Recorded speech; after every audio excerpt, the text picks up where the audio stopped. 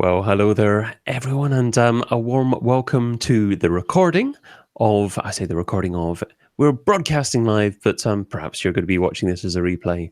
That's a bit strange. Anyway, this is going to be episode 32, season 2 of Marketing Scoop that we are recording here. Of course, we record the audio podcast live on YouTube so we can get a little bit of interaction, hopefully. So if you've got any questions, queries, comments in relation to what's being discussed, please share them in the chat, and then we'll try and incorporate that as part of the show. We've got a few people watching us live already, so howdy, and thank you so much for joining us. Let us know where in the world you're from. It's gin o'clock for Simon Cox. Hello, Simon. Great to see you last night. We were at an SEO meetup last night. Judith was there as well, and Barry Schwartz was there as well. So that was a good evening last night. Totally gin o'clock, says Judith. Well, hopefully she can hang fire for just a little bit until we get towards the end of the show. So I mentioned we're obviously recording an audio podcast here. If you haven't subscribed to the audio podcast, just pop over to semrush.com/podcast. That's where you can find all the details. That's where you can navigate down towards your iTunes, Android, Stitcher, Overcast, Spotify buttons and subscribe using your favorite podcatcher. But just before we get started proper, Judith, has anything in the news caught your eye today? Well, today the big buzz was about news suddenly not being available. And in the UK, for anyone who's familiar with UK news, it is Brexit time right now with Theresa May doing all sorts of craziness. So the fact that news suddenly disappeared made me think, something Who's going controlling on? that? Yes, but unfortunately, we got the flood of Brexit news after that. Although, the TV was fine, so I'm sure that it wasn't just some nefarious plan by Google. But yeah, news all of a sudden stopped being indexed, and also anything that wasn't news. So if you posted a blog post that went live within that critical period of time, although it may have seemed that Google indexed it, it actually wasn't coming up in the search results. So for a period of time, a lot of content was invisible. It was just incredible, the impact that no indexing for an hour or 2 hours can actually have, and the furore that it can actually cause. And also, in relation to that, it's incredible how often these news sites actually update and publish new content, because people were absolutely shocked that big newspaper sites hadn't published for the last hour. And I'm not sure if you're aware of how often they publish, but I would imagine they publish every few minutes now.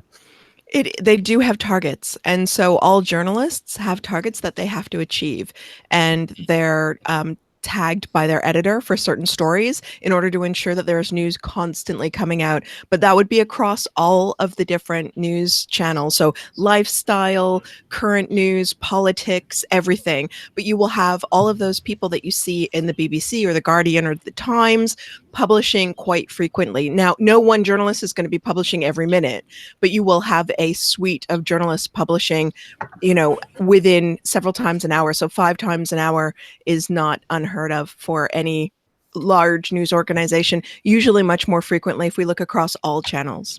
We've got Everything Bird saying in the chat, totally want to read Judith's Cooking with Chocolate book. But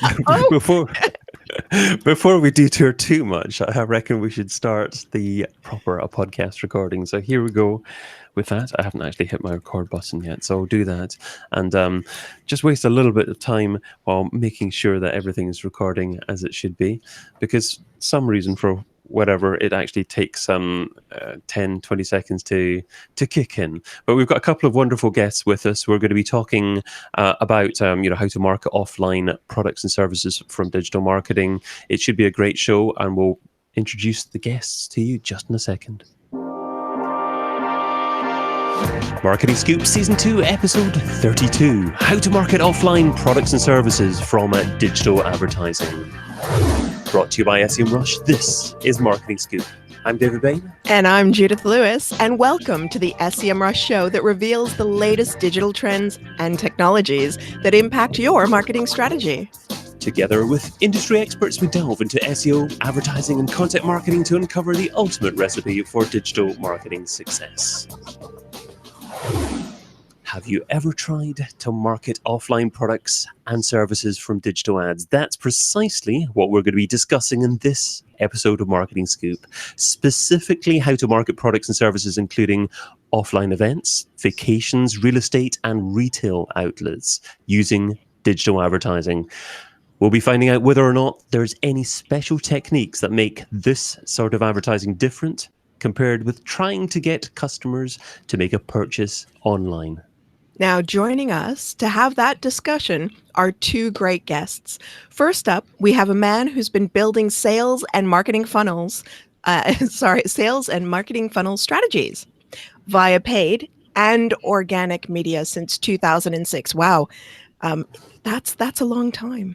He is the founder of chaosmap.com, chaosmap.com, for those of us who are spelling challenged. Welcome to the Scoop, Jon Rognerud. Wow, thank you very much. A pleasure to be here today. Superb stuff. Great to have you. Well, next up, the SEMrush Academy PPC professor. He's the founder of ppcdesigns.com, a new boutique agency providing tailor-made marketing solutions for large mass market activities. Welcome, Joe Bondorowsky. Well, thank you, David. I'm always happy to join you. Love your podcast. Superb. Thank you for coming on and joining us.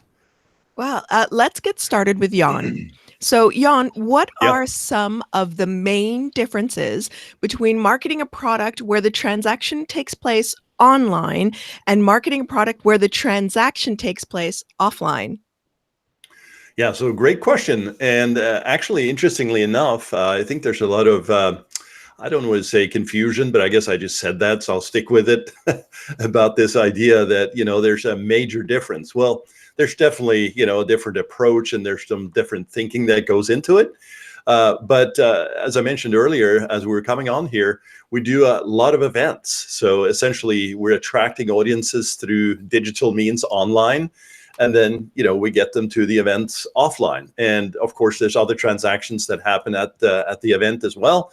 But when it comes to sort of the initial setup configuration of all of this, there's obviously a lot of discussion that happens with the online mediums.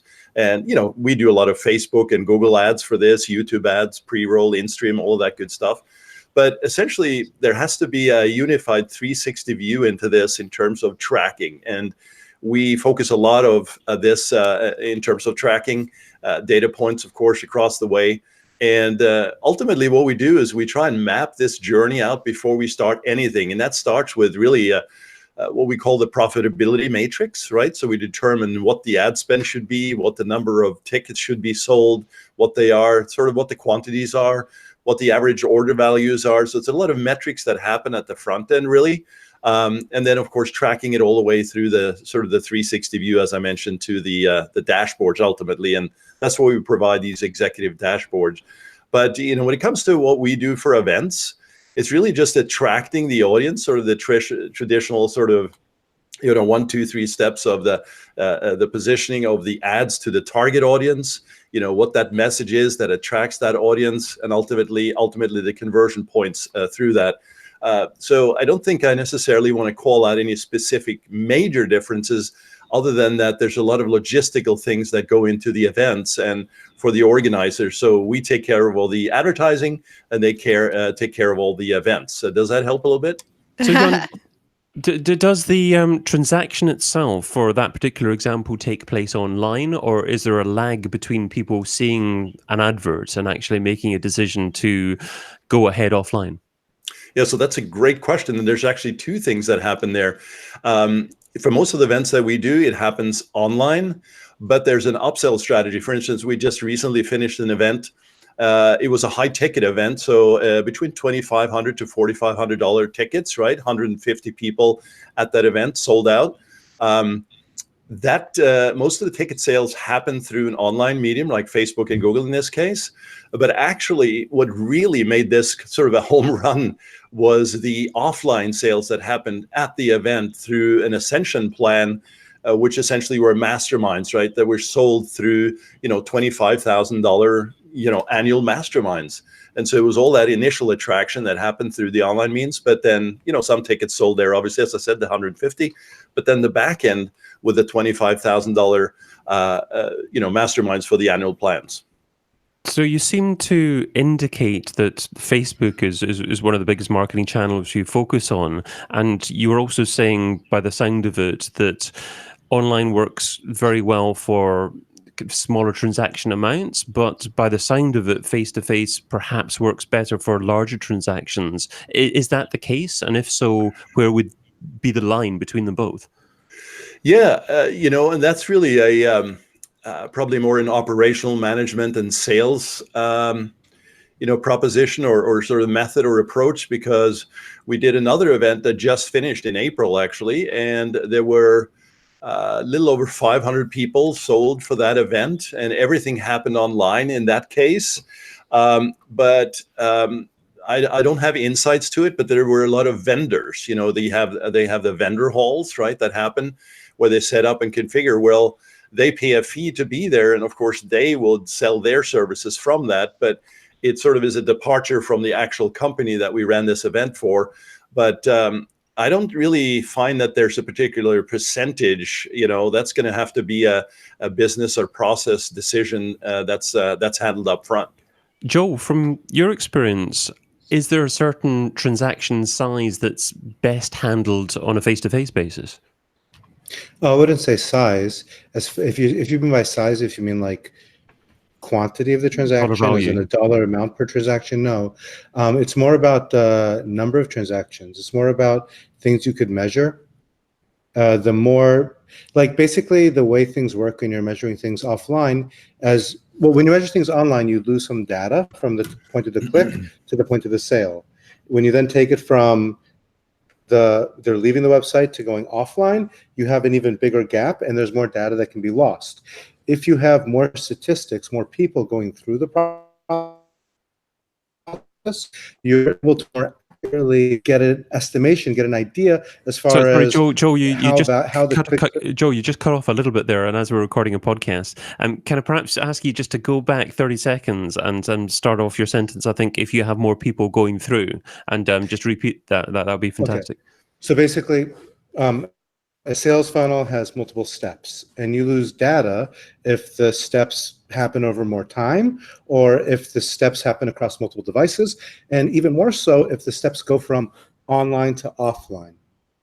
So in order to compensate for that, you need to understand what your flaws are and make estimations. Those estimations are more accurate when you have more people going through.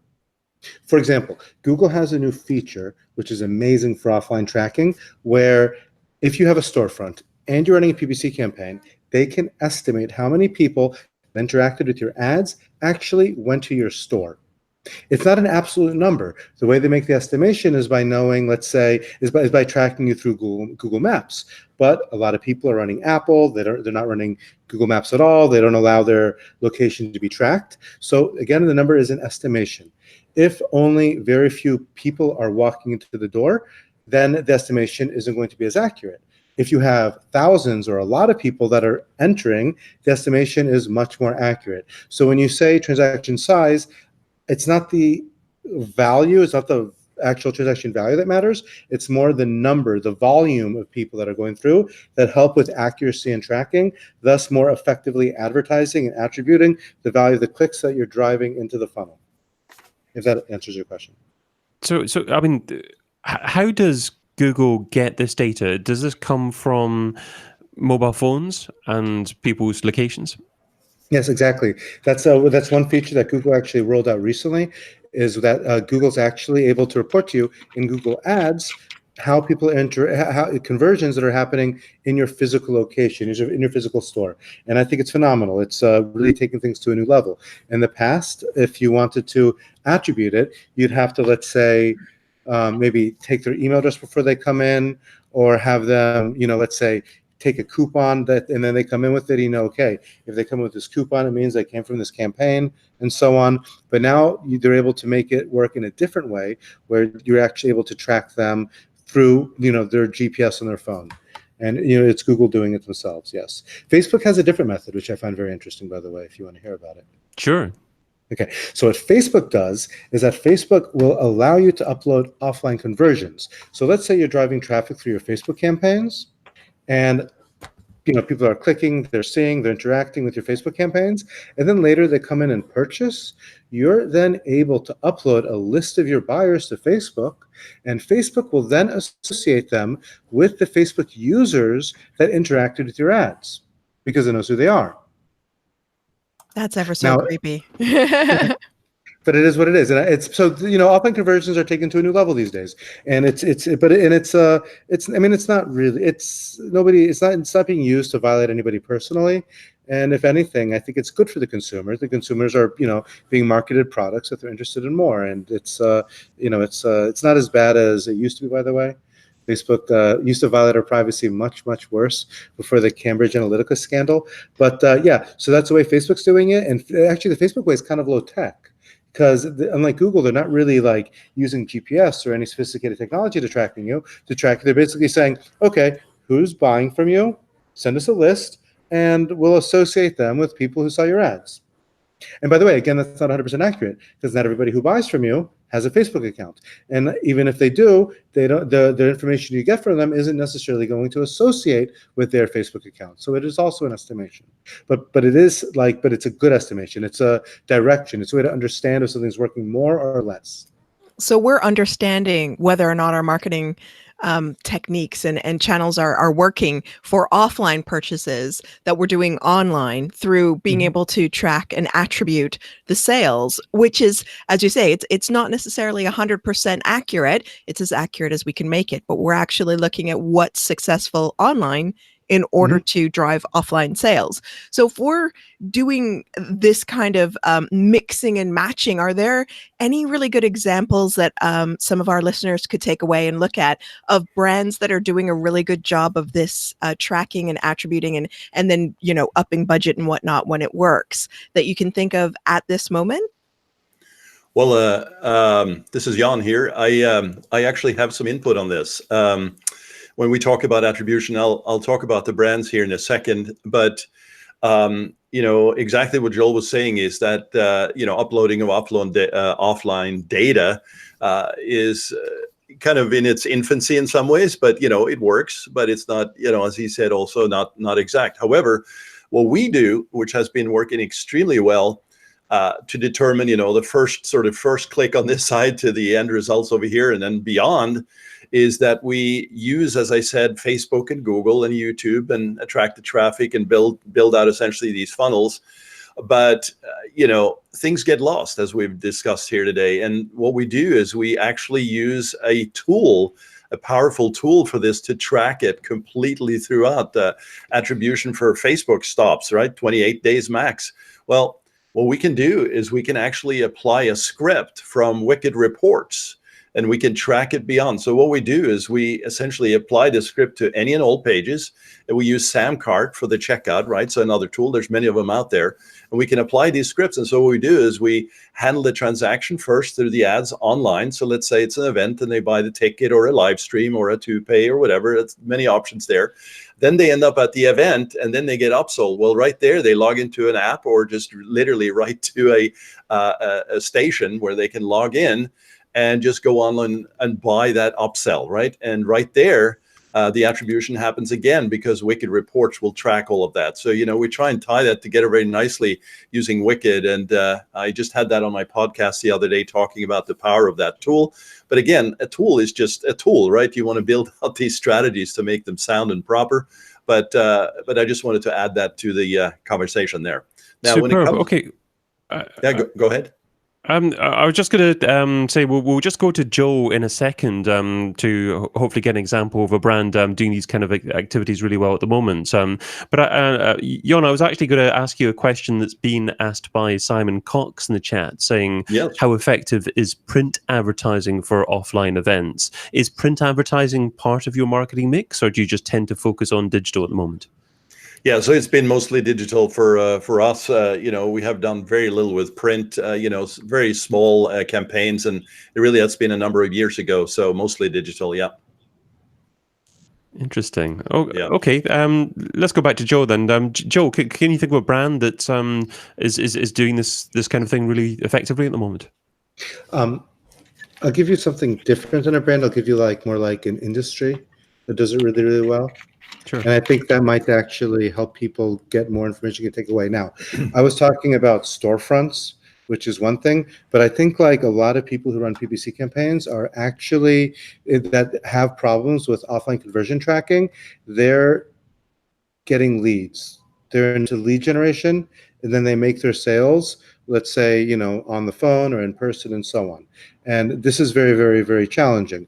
The solution for this has been one that's been around for a very, very long time. It's something that doesn't require, like what Google recently rolled out. And that is simply this. When you send traffic from a PPC campaign, from Google Ads, Google sends something called a click ID. If someone clicks and they come with a click ID and they become a lead, you have a database that you store that user. You store all your contacts, all the people you got to make sales to. If you could then store that Google Click ID as well, and later the people in your contact management system become sales and they close, you could then take that Google Click ID with the value amount of the transaction and upload it back into Google, and Google could then associate the sale with the actual click itself, even if it happened a long time later and offline as well. So for anybody out there in lead generation, whether real estate companies or travel agencies or so on, and there's so many other industries out there where they're just trying to get leads, store those Google Click IDs when they're coming in, associate them with your users, and you could, in a very low-tech fashion, manually upload them back to Google campaigns so you could truly get that value of the lead, because not all leads are worth the same amount of money. And you could find which keywords drive the most valuable leads, which ones are driving junk leads, you might want to cut them out, and so on. And if you want to be more sophisticated, you could have them automatically uploaded through the Google API from your backend system. There's many options. They're all out there. But it's my advice, and those are the ones who are doing it great. Lead gen. Superb. You mentioned Google obviously quite a bit there. Are there any other advertising networks that can also be utilized in a similar kind of fashion? Yeah, no, many can. I mean, Facebook as well. Taboola, Outbrain, like many companies allow you to upload those conversions separately. Facebook does it, but it's more with the method I mentioned before. If they click, it's actually easier with Facebook. You don't have to store anything except for who they are, except for their email address, and then you upload it back into Facebook, and it's associated by their their identity. That's incredible. I think merging all of these data sets together, though, can be a little bit of a challenge for a smaller company, or really for a large company as well, because data is often stored by different departments. And I was just wondering, with marketing something that is converting offline, so you're doing digital marketing, but you're converting it offline, what are some of the key challenges that both of you are facing? We can always look at Jon first and then Joel, but what are the key challenges in this type of marketing? So what are some of the problems that you're seeing people have, and how do we overcome them? How do our podcast listeners overcome these key challenges? Yeah, you want me to go first on that? Yes. Yeah, please. Oh, okay. Thank you. Yeah, so it's somewhat of a, I just want to clarify the question there. So, because we talked a little bit about that transition from the digital to offline, and you want to drill into more what the challenges are. Just want to understand the question. Yeah, just so when we're talking about bringing together a lot of different data sets, so sometimes this is going to be a little bit of a problem for a small business or a medium-sized business, and even a large business. So Joel talked about taking click IDs and associating them with sales offline.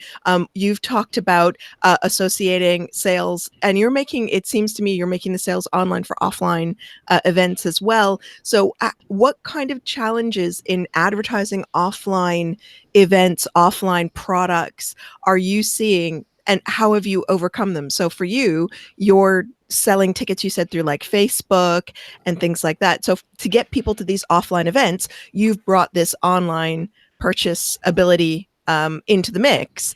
But are there any other challenges that you're finding in marketing an offline thing that Oh. you've had to overcome in the past that you can help us understand and see how you overcame the challenge so that we can do it too? Yeah, right. Yeah, so I think for us, it's been pretty, quote unquote, simple. Simple is not always easy, right? But the idea that we are transacting a lot of the interactions online and then moving to offline through events has been fairly. I mean, it really has gotten down to logistics on the side of the actual event. So the venue, the hotels, the materials, the check-in process, sort of integration of systems at that level. There's always issues there.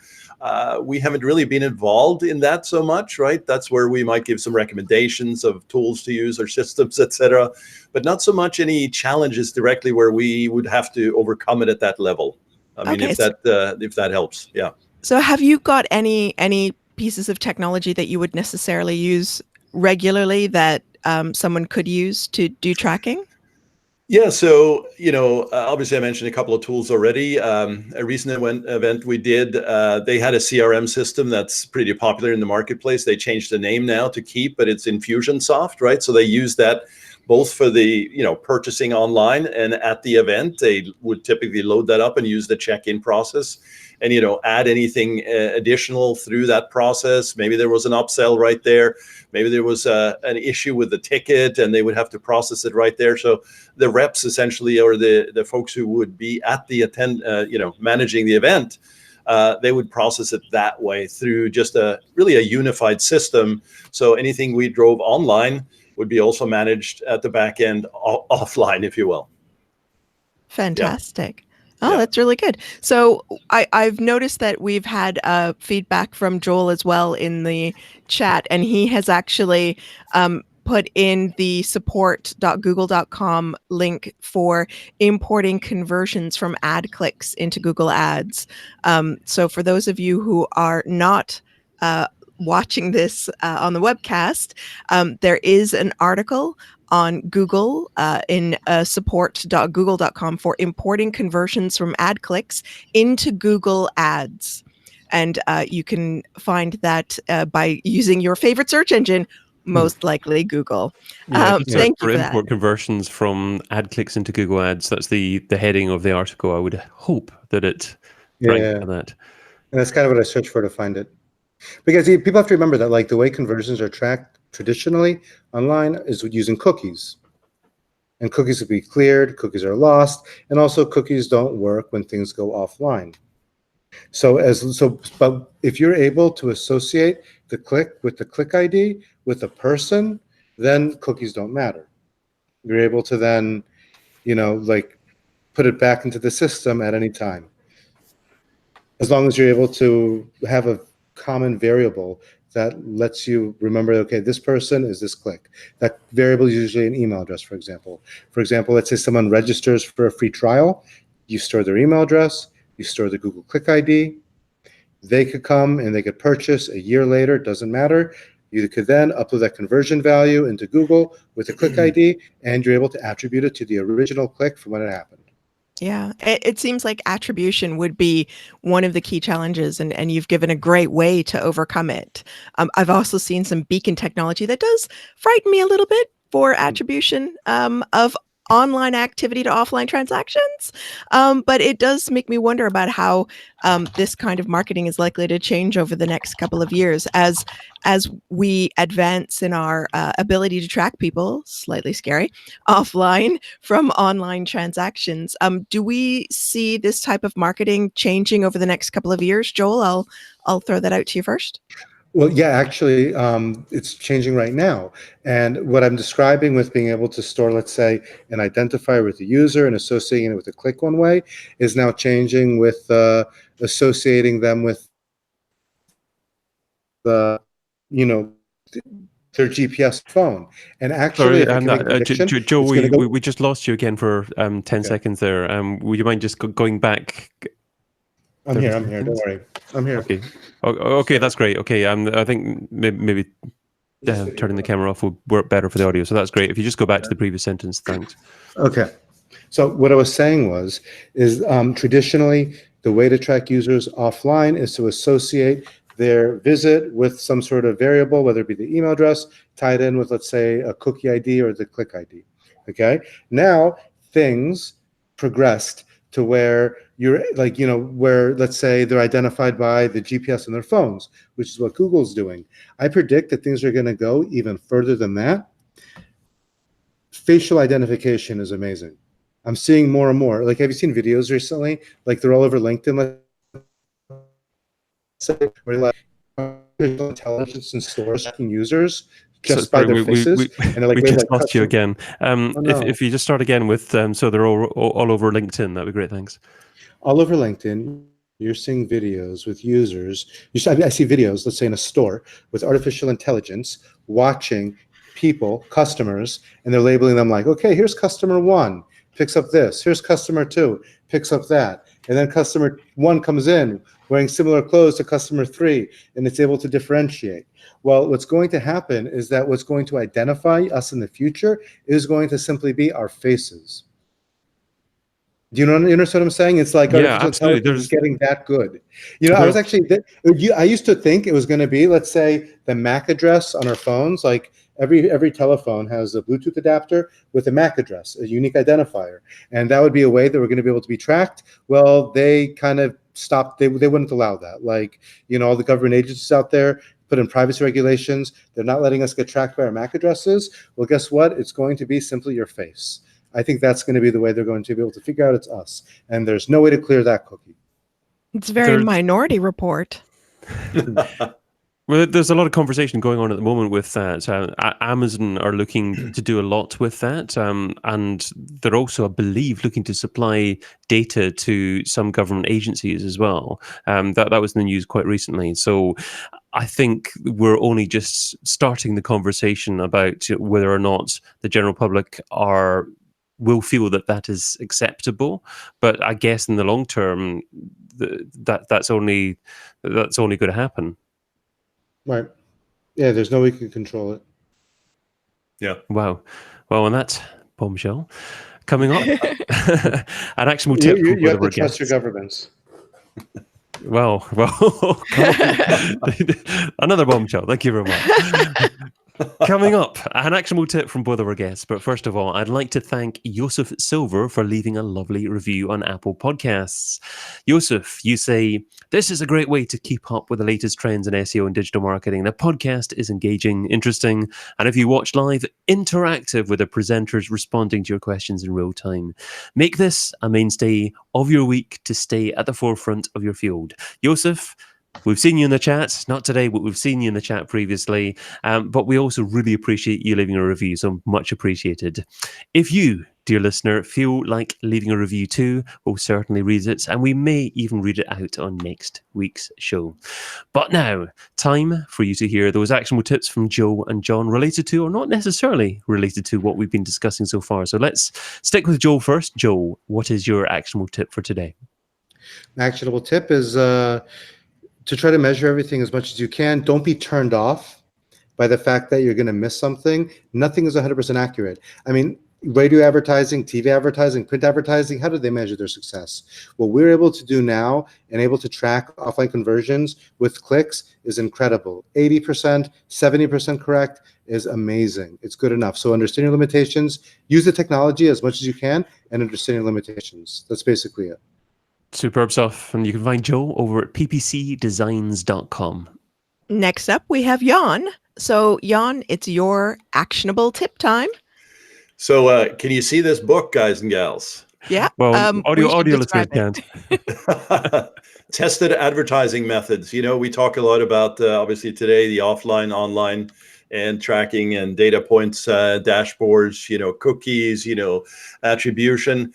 Well, it all starts with targeting the right audience, right? And so the message, I talk a lot about that. And certainly for the events that we do, writing the right message to the right target audience at the right time, sequencing all this stuff. And, we use tools like this to help define that message and educate the audience also on this, meaning our clients. And so Tested Advertising Methods, John Caples, is a recommended book, and to think about the stages of messaging throughout sort of the preparation for the event. And we typically schedule out 8 weeks of data and transition points as we move from cold traffic to warm to hot, etc. And so the tip is related, but it's indirectly related to what we're talking about. But it's very important, because none of this stuff works if you're not targeting the right audience with the right message through the various stages. And I should add also, breakthrough advertising with Eugene Schwartz, the 5 levels of awareness, right? All of this stuff combined to create a really congruent sort of pot of data, messaging, and positions throughout those sequences is going to be very, very important. So, don't forget to use these tools and books. Oh, wow. That's 2 fantastic book recommendations. And I loved that timeline recommendation tip too. You can find Jon over at chaosmap.com. I've been Judith Lewis, your co-host, and you can find me over at the Gin Department and at decapit.com. I've been David Bain, your other co-host. You can also find me over at businessbookofthemonth.com. On next week's show, we'll be looking at what works best for email marketing now. Joining us for that episode will be author of Email Marketing Rules, Chad White, and content marketing manager at AWeber, Jill Fanslau. Make sure that you sign up to receive that audio episode as soon as it's released over at semrush.com/podcast. Thanks for joining us for this one, dear listener. Until next time, be fantabulous and do one thing that scares you. Adios. Bye.